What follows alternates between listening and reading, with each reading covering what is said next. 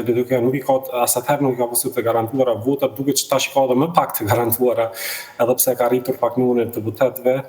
se sa herën e kaluar. Normalisht që kjo varet edhe tash nga personi i cili do të propozohet për president të Kosovës, por e kemi një betejë në prapavi në LDK për leadership, ndoshta edhe midis kryetarit të Prishtinës dhe kryetarit aktual Lumir Abdixhikut. Kemi pa edhe pas zgjedhjeve, Lumir Abdixhiku bashkë me Vjosa Osmanin kanë vizituar shumë nga degët e tyre në Kosovë për të reafirmuar ose rikonfirmuar mbështetjen e tyre, por nuk i kanë vizituar edhe disa degë tjera ku i kanë më të suksesshëm në nivelin lokal. I kanë 3 qytetet ndoshta më të suksesshëm në qeverisjen e LDK-s në nivelin lokal, si Lipjani, Peja apo Prishtina janë ato që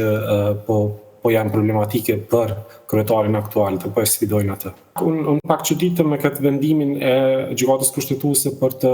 prodhuar një afat kushtetues. Unë nuk besoj që ky afat është i domosdoshëm. Dihet në gjuhën shqipe kjo duhet, nuk është aq e qartë sikur në gjuhën angleze shall, should apo must. Në rastin e aktgjykimit të cilin e kam lexuar me kujdes, thonë që e rekomandojnë që kjo duhet të ndodhë, se në rastin tjetër do të relativizoheshin afatet kushtetuese, por nuk thotë që ka ndodhë diçka e caktuar, pra ka një shkelje kushtetuese nëse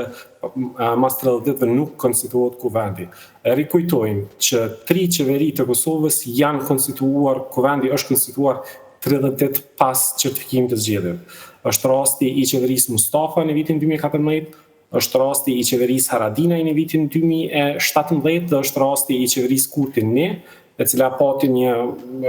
shumë negociata të gjata të koalicionit midis LDK-s dhe vendosjes atëherë në vitin 2021, të cilat të gjitha ishin 30 ditë mbi më shumë se 30 ditë apo 45 ditë nëse marrim edhe 15 ditë për formimin e qeverisë pas certifikimit të zgjedhjeve. Pra unë pak u çudita me këtë interpretimin e gjykatës kushtetuese, ku ne kemi 3 precedentë të ndryshëm kur janë pas 45 ditëve, ndërsa tash na del një afat i ri. Unë besoj që gjykata kushtetuese pak e ka marrë edhe rolin për shkak të ngërshit politik të krijojë afate të reja. E kemi pasur rastin me rregullën e re që vetëm një parti mundet vetëm 3 herë ta rekomandoj një kandidat për kuvend e më shumë jo. Pra, gjykata kushtetuese në vend që të merr një rol më neutral, ka marrë një rol kur ajo shpik afate, po e vrej në bazë televizive të Lumir Abdixhikut që ai është i gatshëm të hyjë me biseda ose për koalicion ose për president, por vërehet që nuk e ka për krahjen ose që spaku sfidohet aktivisht nga brenda, që është pak ironike sepse ishte pro zgjedhjeve të reja në mënyrë që t'i forcojë pozita e tij pas zgjedhjeve të reja, kur në fakt tash e ka pozitën, është më i sfiduar se sa ishte para zgjedhjeve të kaluara.